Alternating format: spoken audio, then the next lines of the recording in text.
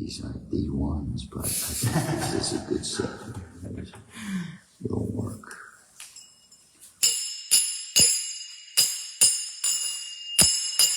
Jai Rama Punjabi Hari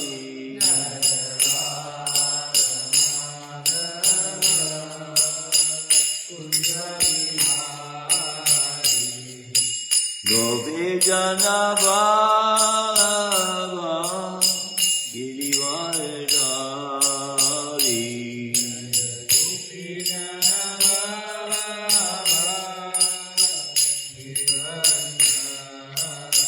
Yasodanandana Braja Jana Ranjana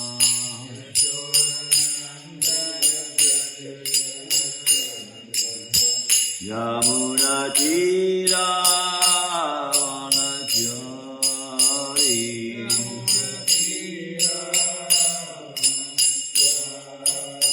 Yamuna Tira Vanachari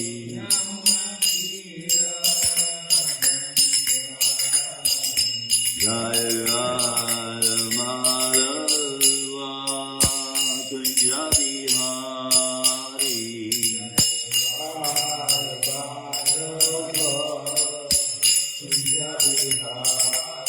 Jai Radha Punjabi Hari Radha Punjabi Hari Hari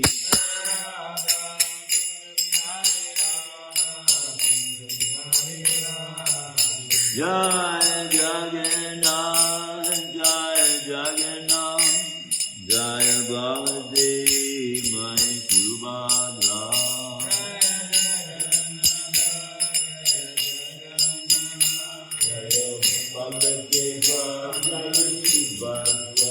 Jaya Srinataji, Jai Bhagopal, Jaya Srinataji, Jai Giri Govardhan.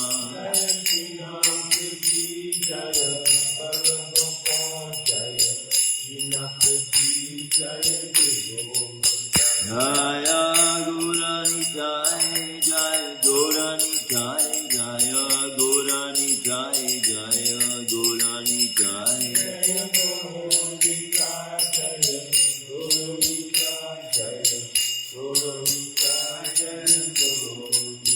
Prabhupada, Prabhupada, Prabhupada, Jai Srila Prabhupada.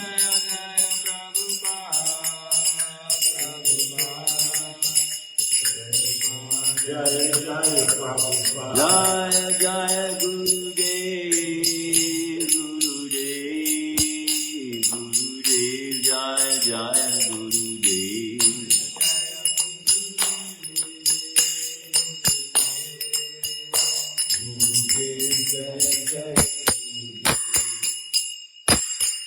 Jaya Vishnupada Paramahansa Parivradikacharya. Astol Sarasata Shri Maharaj's Divine Grace, founder of ISKCON Abhay Charananda Bhaktivedanta Swami Srila Prabhupada Ki. Grantara Shrimadbhagavatam Ki. Their most merciful Lordship Shri Shrimadhakunda Hari Ki. Shri Jagannath Shri Baladev Mai Subhadra Ki. Shri Nataji Shri Balagopal Ki Jai. Shri Gaurnitai Ki Jai. Nitai Gopri. All glories to the assembled. All glories to the assembled. All glories to the assembled. All glories to the Lord and Spirit of Shri Guru Ji Gauranga. Today being Rama Ekadashi, we will be reading from the Ekadashi book, which is part of the Vedas. So we'll chant. Om Namo Bhagavate Vasudevaya. Om Namo Bhagavate Vasudevaya. Om Namo Bhagavate Vasudevaya. Om Namo Bhagavate Vasudevaya. Om Namo Bhagavate Vasudevaya. Om Namo Bhagavate Vasudevaya Narayanam namaskritya Narayanam Namaskritya Naram chaiva narottamam Naram Chaiva Narottama Devim saraswatim vyasam Tato jayamudiraye Nasti prayashu badreshu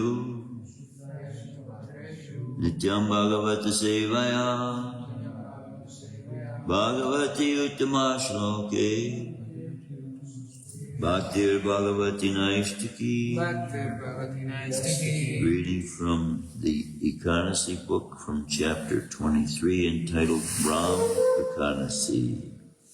Yudhisthira Maharaj said, O Janardhan, O protector of all beings, what is the name of the Ekadashi that occurs during the dark fortnight of the month of Kartik, October, November? Please impart this sacred knowledge to me. The Supreme Lord Sri Krishna replied, O lion among kings, please listen. The Ekadashi that occurs during the dark part of the month of Kartik is called Rama Ekadashi. It is most auspicious, for it at once eradicates the greatest sins and awards passage to the spiritual abode. I shall narrate its history and glories to you. There once lived a famous king named Muchikunda, who was friendly with Lord Indra, the king of heaven, as well as with Yamaraj, Varuna, and Vibhishan. The demon Ravana's pious brother, Muchikunda, always spoke the truth and constantly rendered devotional service to me. Because he ruled according to religious principles, there were no disturbances in his kingdom. Muchikunda's daughter was named Chandrabhaga, after a sacred river, and the king gave her in marriage to Sobhana, the son of Chandrasen. One day, Sobhana visited his father-in-law's palace on the auspicious Ekadashi day. This visit made Sobhana's wife, Chandrabhaga, quite anxious, for she knew that her husband was physically very weak and unable to bear the austerity of a day-long fast. She said to him, My father is very strict about following Ekadashi. On Dasami, the day before Ekadashi, he strikes a large kettle drum and announces, Nobody should eat on Ekadashi, the day of Lord Hari.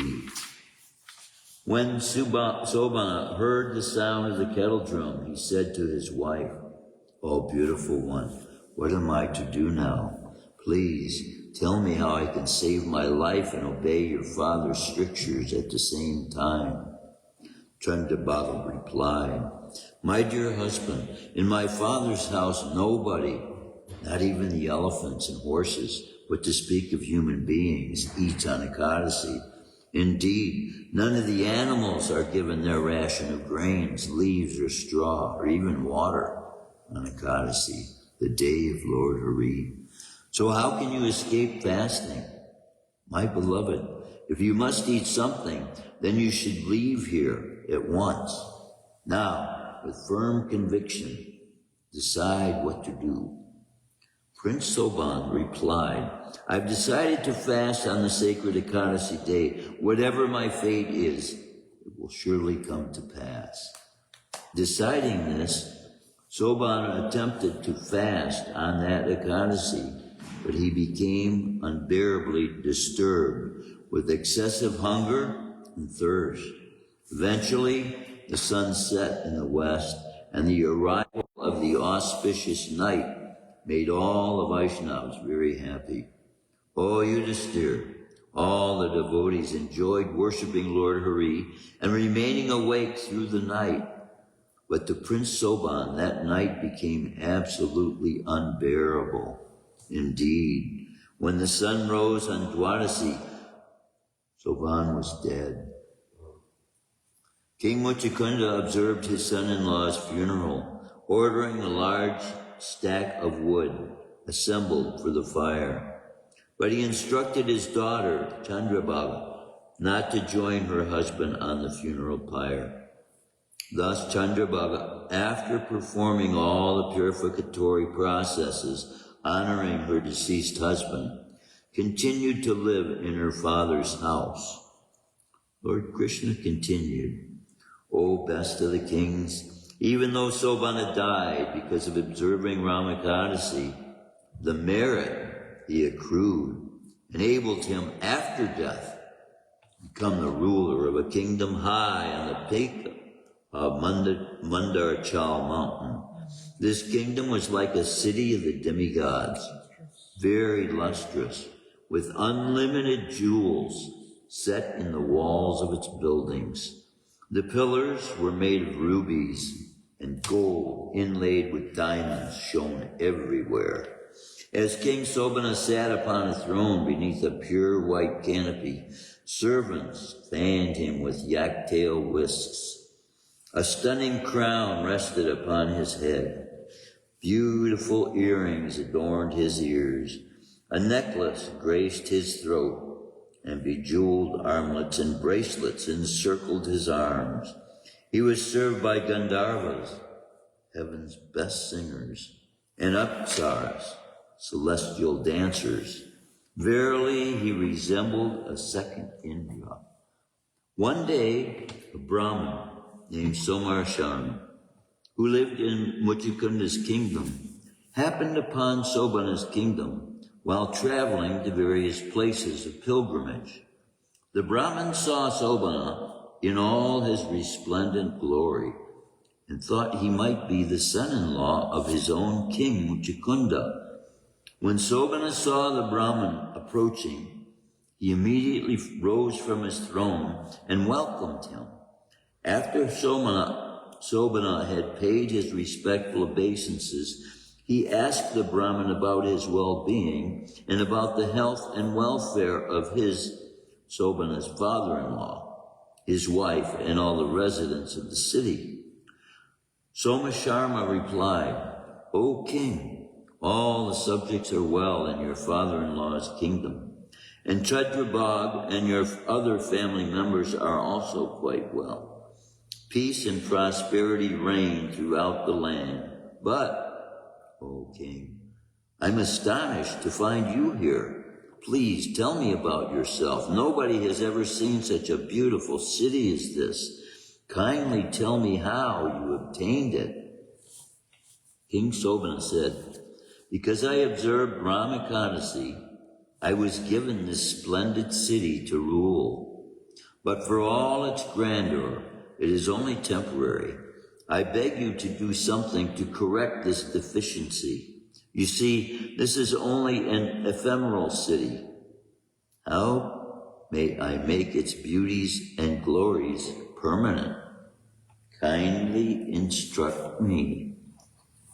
The Brahmin asked, why is this kingdom unstable, and how will it become stable? Please fully explain this to me, and I shall try to help you. Sobhana answered, because I fasted on Ekadashi without any faith. This kingdom is impermanent. Now, hear how it can become permanent. Please, return to Chandrabhaga, the beautiful daughter of King Muchikunda, and tell her what you have seen and understood about this place and about me. Surely, if you tell her this, my city will soon become permanent. Thus the Brahmin returned to his city and related the entire episode to Chandrabhaga, the wife of the Brahmin, who was both surprised and overjoyed to hear this news. She said, "Oh, Brahmin, this is a dream you have seen, or is it actually a fact?" Somasharma replied, "O princess, I have indeed seen your late husband face to face in that wonderful kingdom, which resembles one of the demigods' realms. But he says that his entire kingdom is unstable and could vanish into thin air at any moment. Therefore, he hopes you can find a way to make it permanent." Chandrabhaga said, O sage among the Brahmins, please take me to my husband at once, for I greatly desire to see him again. Surely I shall make his kingdom permanent with the merit I have acquired by fasting on every Ekadashi throughout my life. Please reunite us once again. It is said that one who reunites separated people obtains very great merit. The Brahmin Somasham then led Chandrabhag to Sobhana's effulgent kingdom. Before reaching it, however, they stopped at the foot of Mount Mandarachal and the sacred ashram of Bhamadev. Upon hearing their story, Bhamadev chanted hymns from the Vedas and sprinkled holy water on Chandrabhag. By the influence of that great Rishi's rites, the merit she had accrued by fasting for so many Ekadashis made her body transcendental. Ecstatic, her eyes beaming in wonder, Chandrabhag continued her journey. When Sobhana saw his wife approaching him high on Mandarachal mountain, he was overwhelmed with joy and called out to her in great happiness. After she arrived, he seated her on his left, and she said to him, "O dearest one, please listen as I tell you something that will benefit you greatly. Since I was 8 years old, I have fasted regularly and faithfully on every Ekadashi. If I transfer to you all the merit I have thus accumulated,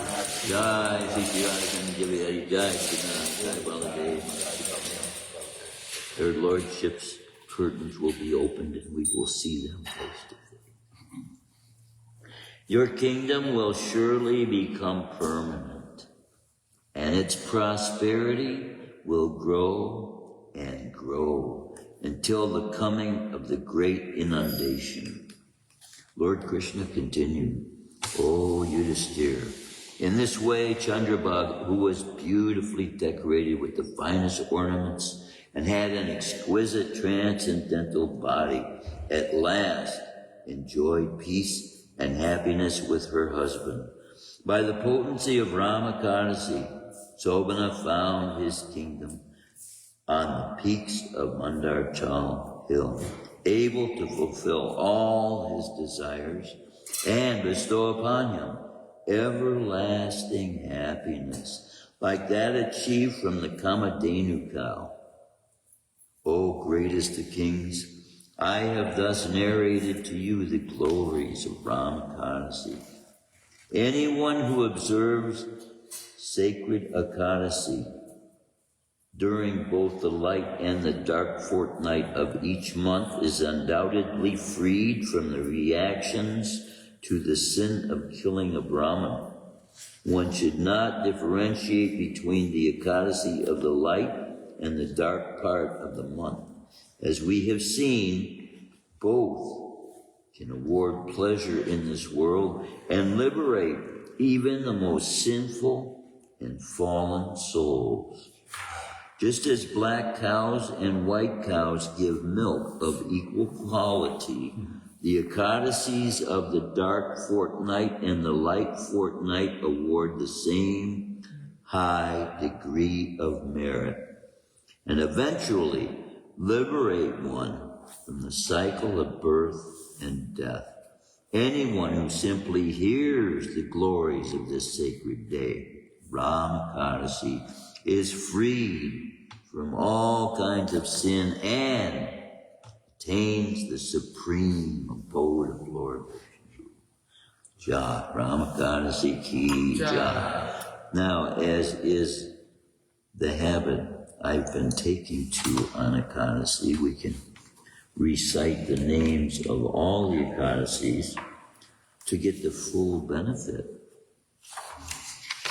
as we would get if we stayed up all night. fasting and not taking anything. So let's recite all the names of the Ekadashis.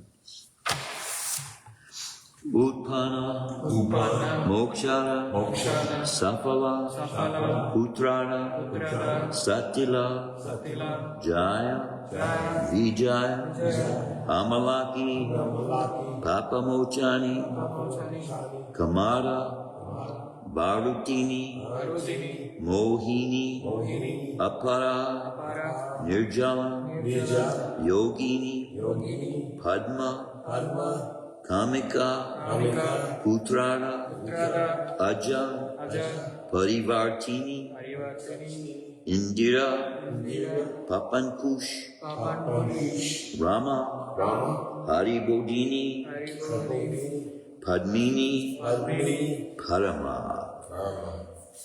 Ja. Now we've read what benefit this Ekadashi. He left his body and was able to rejoin with his previous wife for his last. Can you imagine what surprise that was for his wife? Krishna. Now we are reading from Shrimadbhagavatam, Canto 1, Chapter 9, Text 16. Thank you very much. Na hi asya karichit rajan nahi asya karichit rajan Uma Veda Viditsitam Uman Veda Viditsitam Yad Vignasaya Yukta Yad Vignasaya Yukta Muyanti Kavayo Pihi Muyanti Kavayo Pihi Nahyasya Karichidrajan Uman Veda Viditsitam Yad Vignasaya Yukta Muyanti Kavayo Pihi Nahi Asya Karichidrajan Uman Veda Viditsitam Yad Vignasaya Yukta Muyanti Kavayo Pihi. Please chant. Nahi asya karichit rajan Nahi asya karichit rajan Uman Veda Viditsitam Uman Veda Viditsitam Yad Vijnasya Yukta Yad Vignasaya Yukta Muhyanti Kavayo Apihi Muhayanti Kavayo Pihi Nahi asya karichit rajan Uman Veda Viditsitam Yad Vignasaya Yukta Muhayanti Kavayo Pihi. Na, never. He, certainly. Asya, is. Karichit, whatsoever. Rajan, O king. Uman, anyone. Veda, knows. Viditsitam, plan. Yat, which. Vignasaya, with exhaustive inquiries. Yukta, being engaged. Muyanti, bewildered. Kavaya, great philosophers. Api, even. He, certainly. Nahi asya karichidrajan bhuman veda viditsitam yad vignasaya yukta bhuyanti kavayopi. Translation and purport by His Divine Grace, Abhay Charanaravind Bhaktivedanta Swami Srila Prabhupada. O King, no one can know the plan of the Lord, Sri Krishna. Even though great philosophers inquire exhaustively, they are bewildered. Please repeat. O King, no one can know the plan of the Lord. No one can know the plan of the Lord. Sri Krishna. Even though great philosophers inquire exhaustively, they are bewildered. O King, no one can know the plan of the Lord, Sri Krishna. Even though great philosophers inquire exhaustively, they are bewildered. Purport. The bewilderment of Maharaj Yudhisthira over his past sinful acts and the resultant sufferings, etc., is completely negated by the great authority Bhishma, one of the 12 authorized persons.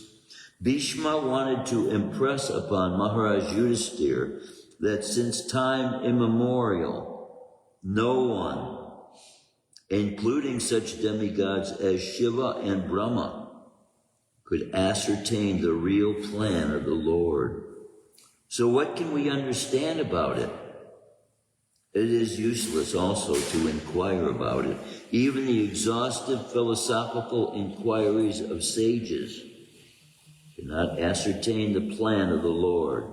The best policy is simply to abide by the orders of the Lord without argument. The sufferings of the Pandavas were never due to their past deeds. Wow, this is really an important point right here. Wow. I'm going to repeat that. The sufferings of the Pandavas were never due to their past deeds. The Lord had to execute the plan of establishing the kingdom of virtue, and therefore his own devotees suffered temporarily in order to establish the conquest of virtue. Bhishma Dev was certainly satisfied by seeing the triumph of virtue, and he was glad to see King Yudhisthira on the throne, although he himself fought against him. Even a great fighter like Bhishma could not win the battle of Kurukshetra because the Lord wanted to show that vice cannot conquer virtue, regardless of who tries to execute it. Bhishma Dev was a great devotee of the Lord, but he chose to fight against the Pandavas by the will of the Lord because the Lord wanted to show that a fighter like Bhishma cannot win on the wrong side. So see, Grandfather Bhishma was appointed, you may say, by Krishna specifically to fulfill this role, to prove this specific point. That no matter how great we are, if we're on the wrong battle, we're on the wrong side of the battle. This is my point giving class the other day. See, many people are taking sides in battles that are going on in the world, and they both, in their minds, place, are believing themselves to be rightly fulfilling God's will. And they're fighting against each other based on what they believe to be religious principle. And this war was similarly the same. Well, to some extent, see, when you can see such enviousness as displayed by Duryodhana, those who were allowed to see that aspect of Duryodhana's personality, they were not all allowed to see that. And so just the same way as Krishna's appointing of Grandfather Bhishma to be in that position to prove Krishna's will, he's not going to get punished for that because of the qualifications he had as he had developed in his own personal character. So even though he was on the side, see, this is the way the army, Krishna's army also, because they had surrendered their wills to Krishna's will. This put them in place to be able to even be used by Krishna in opposition to prove the superiority of Krishna. See how it works? So Krishna doesn't have the same biased perspective as we would have taking part in this army, because it was by his ability that he had given Bhishma to develop the qualities he had. And again, we have to remember this battle was set up for everyone in the future that would be able to read Bhagavad Gita and hear Bhagavad Gita. And just like what we read from the Ekadashi book, these are conversations that are being had with the Supreme Personality of Godhead, no less. So we can take to full heart what's being spoken is being spoken by Krishna, the Supreme Personality of Godhead. We can take full confidence in the truth and the validity of it. See, to some extent as well, we can see the difference of the faith in, I forget his name now, but it wasn't until his faith was completed even in his wife. So in effect, it's like marriage. The two people become one. They become dependent upon each other to be complete in their service. And so he had part faith in keeping Ekadashi, which caused him to lose his life trying to keep the Ekadashi. And then his wife, there may be something there in the fact that by fate and by will, otherwise, see, she would have gone with him. But the revelation of the fact that she needed to also have her faith completed by being able to see him. So we can very much, with this, that she is herself having kept Ekadashi since she was 8 years old. We can compare, even if she is of this lacking faith nature, what about us? What are we? So we need the assurance.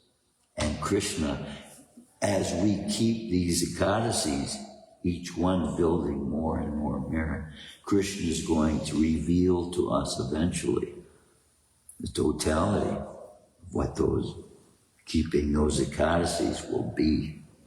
So I take Ekadashi as a great privilege to be able to take part in, because you can look at it as something that Krishna has made available to people who are in the material world to be able to gain. It's like extracurricular activity, you know. You stay late after school to learn some extra special things from the teacher because the teacher favors you, you know. This is like these conversations we're reading that Krishna himself is having with the greatest king at the time in the whole world. And we are being able to get the audience of that and hear, like the fly on the wall, the conversation that's taking place, you know, to see how valuable the keeping of these principles are and the value they will be after this life. All these things that we are now thinking of as taking up part of our time that we could be doing other things, but they are mounting up. That at the end of this life, we have no idea now. Even the Bible, it says, the eyes of man have not seen, the ears have not heard what God has in store for those who love him. Okay? And see, this is revealing that as well. How would we, sitting here, city of Detroit, in our little acts of charity and kindness that we do through the world thing, that we could engage in an act that would qualify us to gain an entire kingdom to rule. Infinity. Yeah, that would last forever. Right. And have singers singing to us. That's amazing. Yet this is being made available through Krishna consciousness. And because you come here today, you get the benefit of hearing this. We all do. What a great privilege, isn't it? This movement offers us in just surrendering to Krishna. Now, we have the privilege of being able to listen in on the conversations of the most exalted souls in the universe. Krishna is the most exalted personality. Not only this universe, every universe there is. We're getting his audience. And the very words spoken from the mouth of the one who is in control of everything. These are Krishna's very words. Wow.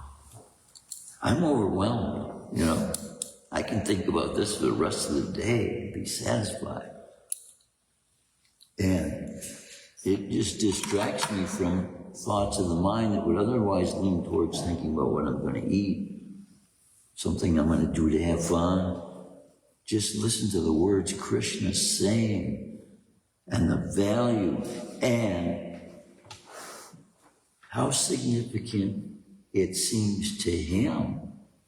If he is accrediting this Ekadashi with giving the participant that kind of qualification, just think how much this Ekadashi means to him if he is willing to offer a person who's simply willing to partake in that, participate in that. So Krishna reveals to us his own mind by revealing these precepts and these concepts about engagement and how we can become dear to Krishna.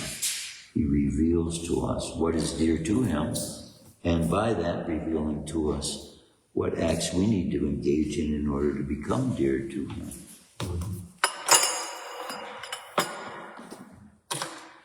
This Bhagavad Gita also, the words out of Krishna's own mouth, was a stage Krishna set up specifically so everybody that came thereafter could hear these words. One who is not envious, but is a kind friend to all living entities. See, that's Grandfather Bhishma. Who does not think himself a proprietor and is free from false ego. See, even though Grandfather Bhishma was on the losing side, he was taking pleasure in the fact that virtue, because he saw the virtuousness of Krishna. He knew the Pandavas and they were favored of his students, and he loved them because of their virtuosity. And so this is how he could be on the battlefield in the losing side, because he had no false ego. He could take joy. He could take joy in the reality that Krishna was winning the battle. Krishna had won. So this is evidence of Grandfather Bhishma's great advanced spiritual consciousness that he had towards Krishna. Who does not think himself a proprietor and is free from false ego, he is equal in both happiness and distress. Perfect example of that. What kind of distress would we be in if our body's full of arrows laying on them to create a bed for us to lay on, and here we are glorifying the nature of God. Wow. That's Grandfather Bhishma's qualities. while he's on the losing side. Right. Who is tolerant, always satisfied, self-controlled, and engaged in devotional service with determination. His mind and intelligence fixed on me. How much more can you get a verse that applies to the specific circumstance that Grandfather Bhishma is with Krishna when he's causing Krishna to lift up that wheel? He does that all just for the sake of being able to see the look on Krishna's face. And then give that name to Krishna, Parthasarathi. Y'all seen that picture, right? Yeah, there's more than one. Oh, there's more than one of the pictures. Oh, yeah, Krishna lifting up the wheel. Yeah. About the clock. Yeah. Krishna. Yeah. Grandfather Bhishma. So see, these relationships, these are all relationships. And in the spiritual world, the parts you play with Krishna. But so they play demons, then it becomes plaything. But he by whom no one is put into difficulty, and who is not disturbed by anyone, who is equipoised in happiness and distress, fear and anxiety, is very dear to me. But Grandfather Bhishma brought Krishna himself to that point of anxiety when he was going to take up that weapon to help Arjuna. See, we can see, and see Krishna, we can see appreciate being able to have invoked within him as God. Just imagine, you're all powerful. Nothing can bother you. But someone has the ability to bring you right to the brink of distress or anxiety. Can we figure out if Krishna ever experiences anxiety? But someone had the ability to bring him to that point. How rare for a human being to be able to do that.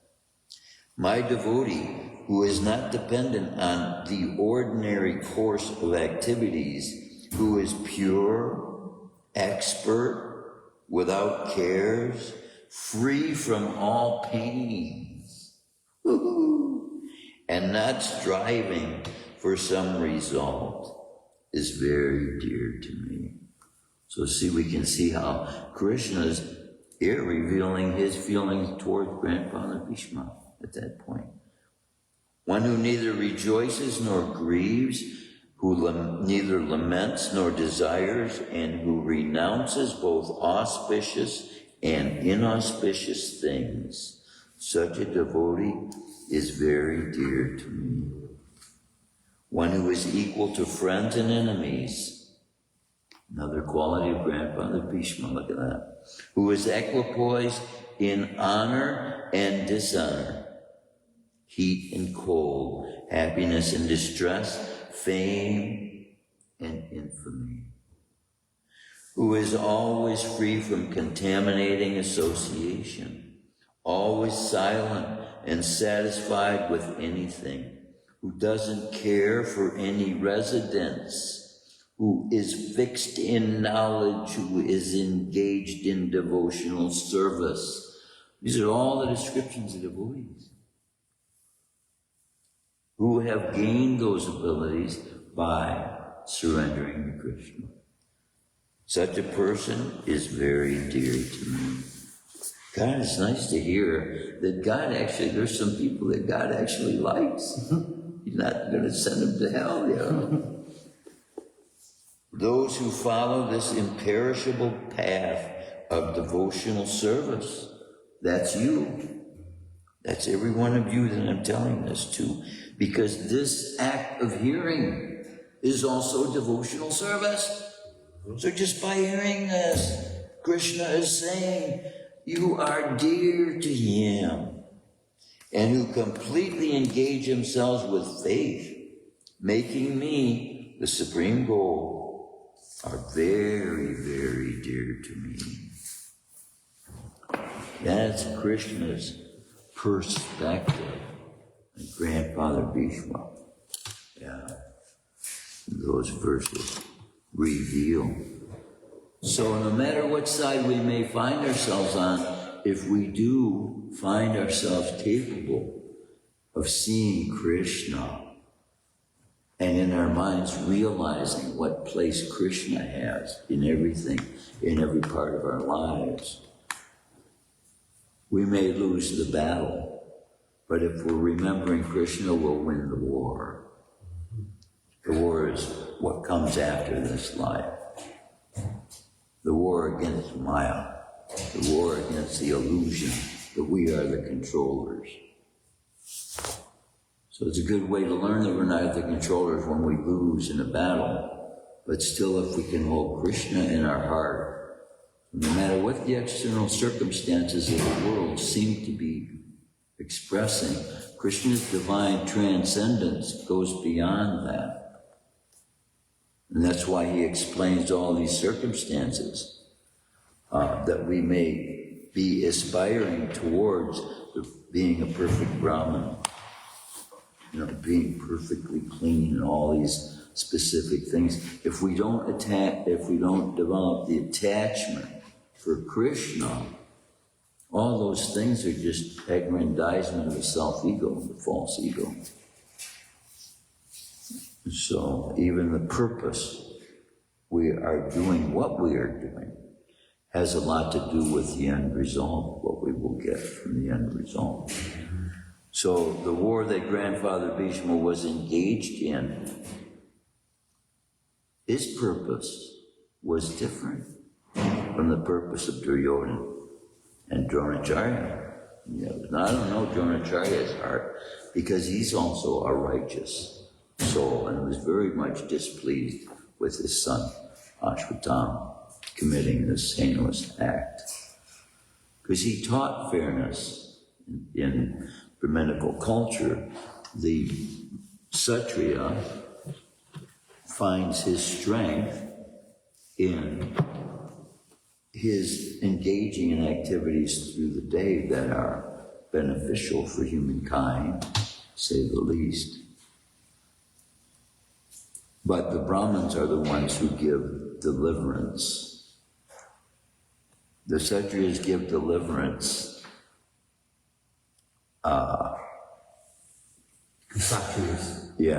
In their battles for killing. But see, why it is believed in Vedic culture by the participants of battles that it is virtuous to die in battle, because they're dying for the causes of God and for the purposes of God, which Krishna reveals what purposes he stands up for, and honesty, truth, virtuousness, righteousness, holiness, these kinds of things. And so he reveals in this battle which adherence to which virtues will produce the best result. But he gathers together the most powerful at the time to prove the strength and the invincible quality of the truth itself. Even though you can say, practically speaking, all the participants, practically speaking, were devoured in the battle, with very few, just upon of us, a few remaining. So war, on the one hand, it fulfills the purpose of God. On the other hand, its cause is what needs to be deterred. And the cause of war, Krishna explains in the Bhagavad Gita, is human beings not being able to control their senses, basically. And that's what Krishna consciousness, the movement of Krishna consciousness is all about. So, without even taking part in trying to prevent war, just by living a Krishna conscious life, automatically the desire to engage in war just leaves. We just want to please Krishna. We just want to do what Krishna wants. And in this particular age, Krishna has explained that the causes that they are fighting for now are not worth fighting for. Because the people who are engaging on both sides came here with a death sentence. They're not engaging in Leela with God. They are engaging for precepts and concepts in their minds that are worth dying for. It's not necessarily the cause of God, though. Even though we are hoping it to be, we are wanting it to be. If you slaughter animals at every meal, eat sin, they're committing an act that is cause of them to be punished. And so how can we take the side of a prisoner in a prison house when there is a fight going on inside the prison house? Is there a side to take on either side? To say one side was right and the other side was wrong. But here we are in the prison house. And we're not remembering that in our daily activities. We are here with a death sentence because we also are deserving of that which has been put upon us by faith. But now Krishna is removing us from that, and we have, by having been removed now, we have the ability to know what removed us. And so our purpose now is to remove people from that which we've been removed from the cycle of birth, death, old age, and disease, and the pull of karma, the effects of karma, and the fates that people are due to the activities they're engaging in. So if we engage in other activities, we're right along with them. So we have to stay in the line with that activity that will give freedom to those who are in need of becoming free. We can't free them by killing them. You gotta free them by shravanam, kirtanam, hearing and chanting, swapping them, mopping them, cleaning them, purifying them, and serving them.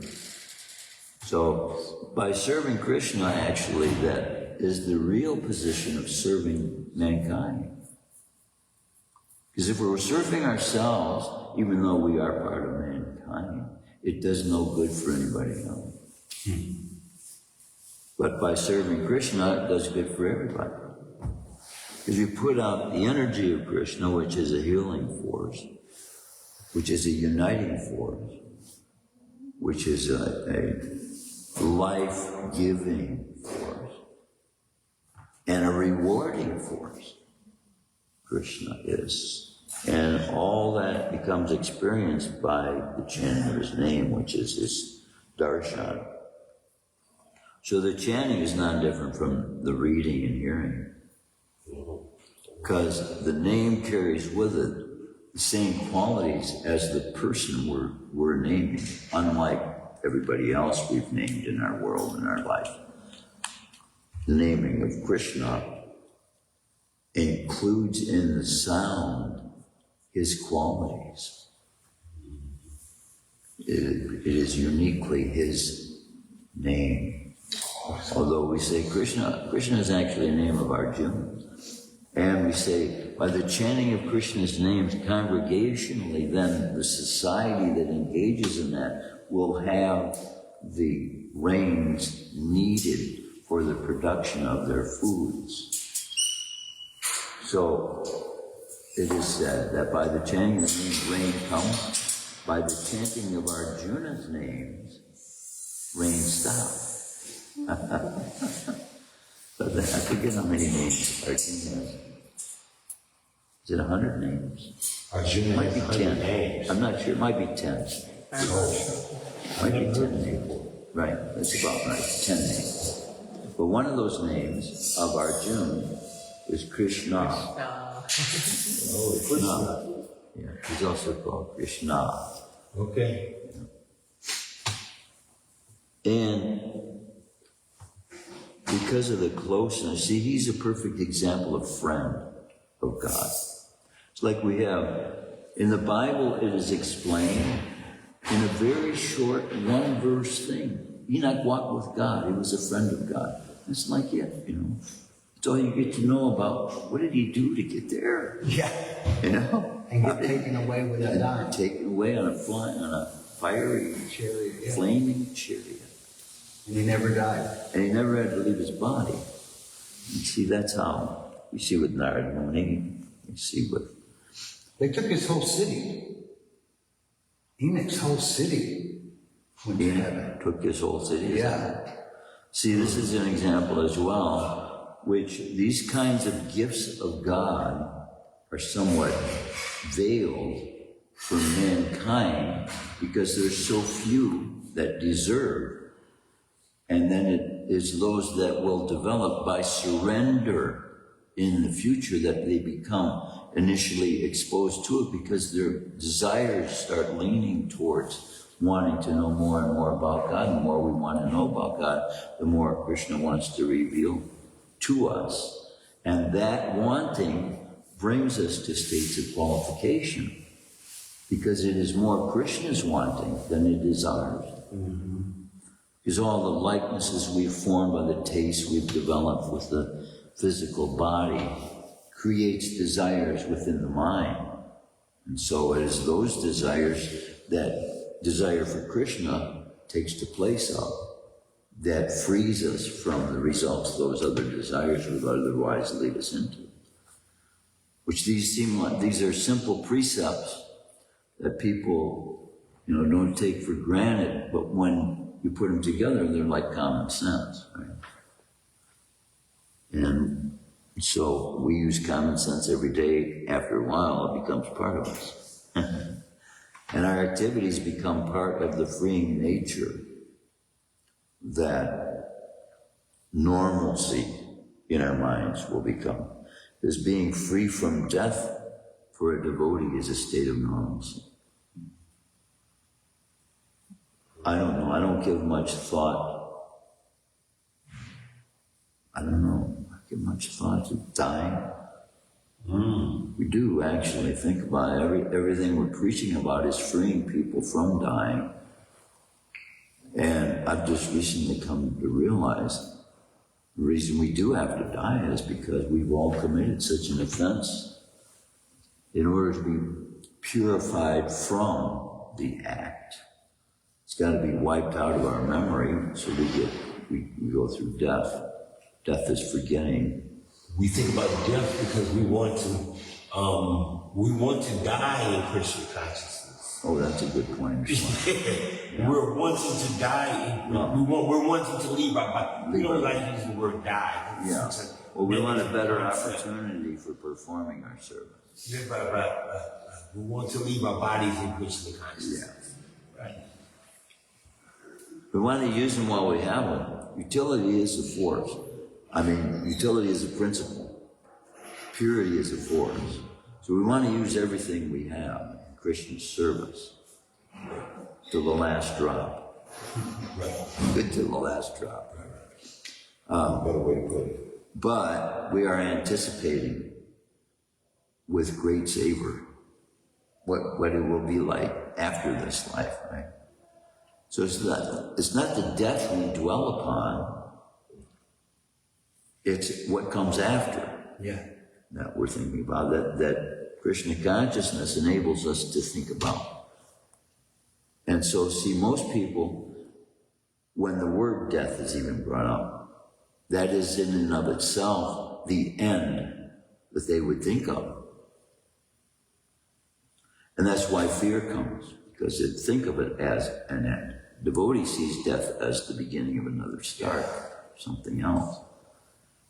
And see, that's where fear goes away, because if we're starting something new with better facility, where's the fear in that? So it's a whole perspective. That is the meaning of Krishna consciousness, changing the way we look at everything. When we change our consciousness, means it includes everything that we look at and how we look at it. And that is the only thing that's required for us to be able to be transformed. Because that is what we're causing who we are, soul, to be put into the various set of circumstances we're being put into every day through our life. And we have to realize the same thing's going to happen when we leave our bodies. The acts we did the previous day will cause us to continue in that same energy. And if that energy is eternal bhakti, man, we got a place to get to. It's going to be glorious, amazing. That will not be restricted by the inabilities of these physical bodies, and there will be no such thing as pain. Suffering's gone in the spiritual realm. There's no pain there, there's no disease, there's no anxiety, there's no death, there's no time is known by its absence. And that's hard to figure in the minds we have. It's known by its absence. Wow, that's deep. Time is known by its absence. And Krishna is explaining himself in that form that time is in this world as that decaying factor, that factor that destroys everything. So it's just the opposite in the spiritual world. It's absent, totally absent. So there is no destroying force. You know, so age doesn't wear away things, they just get better with the eternal nature. It's peculiar now that I'm realizing that while I'm speaking, that this growing old process that we're considering in our minds, but there is no such thing as growing old. We're eternal, but the bodies the changes these physical bodies are going through, that we are putting them through, is causing us to experience what we're calling old age, disease, and these things. We are causing it to the physical body, but that's not us. And the soul has nothing to do with all these feelings of pain, things we're getting through the connection to it. And that's why becoming aloof then almost automatically become free even from the pain. And Krishna is saying he's taking it from, but it's the laws of nature that the mind is so powerful. The mind can create a subtle body outside from its manifested form in the gross form. 7 times can expand itself like that, 7 times. So then once we gain the ability to do that, then we can find higher states of health as well. But consciousness is controlling these physical bodies automatically too. They call it the autoimmune system, right? It works automatically.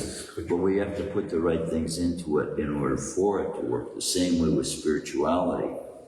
We've got to feed what we are, the being that we are, with the truth that we are, in order for that truth to manifest itself in our lives. And then when we come to realize that's all we are is truth. So the soul that is self-realized is self-manifesting, which means the absence of lies, the absence of imperfections, the absence, because the soul is in and of itself perfect.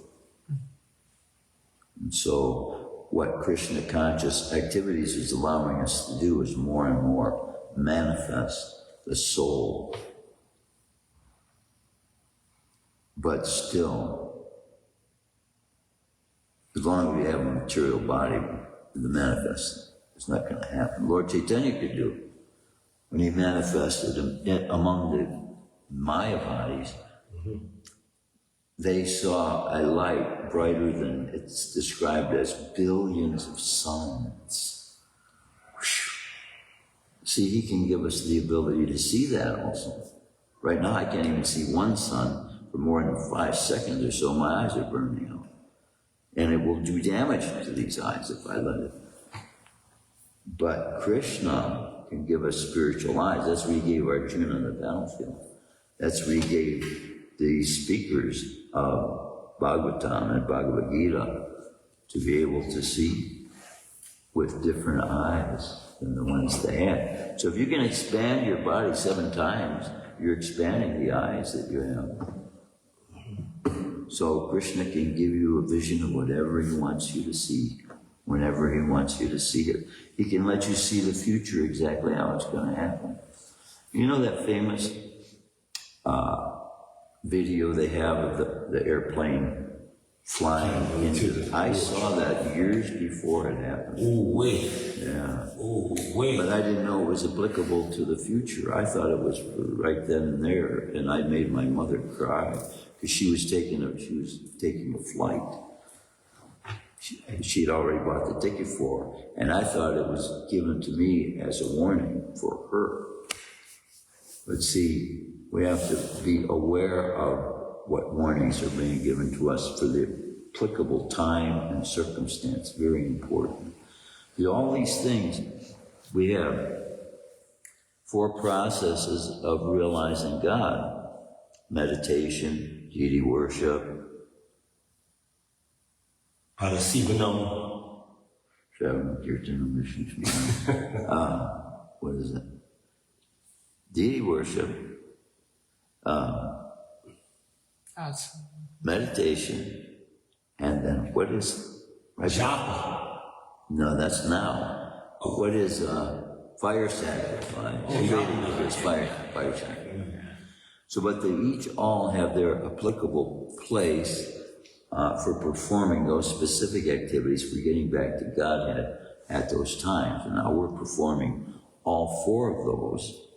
But according to time and circumstance, we are making certain that we perform the Dharma, the chanting, which is the most significant one Krishna is saying is for this age. So some people are now looking at meditation as a means of coming close to God, which is, it's not forbidden, but it's not recommended by God himself. Meditation on what, though? Right. Right. That's the thing. So without knowing Krishna, that's why he gives a simplistic way in this age because of the simplistic nature of the participants. So we have to make things easier. Way over today. So any comments, any questions, any realizations? My realization is if somehow we can put that thing down so it's not always just seeing the bottom of my head. Okay. Maybe get on one of these tables or something. They make little stands that they have for displays and stores for books, and that could easily be laid on there. Any questions, any comments, any realizations? Thank you, Prabhu. Shrimadbhagavatam, Sri Ekadashi Book Ki Jai, Srila Prabhupada Ki Jai.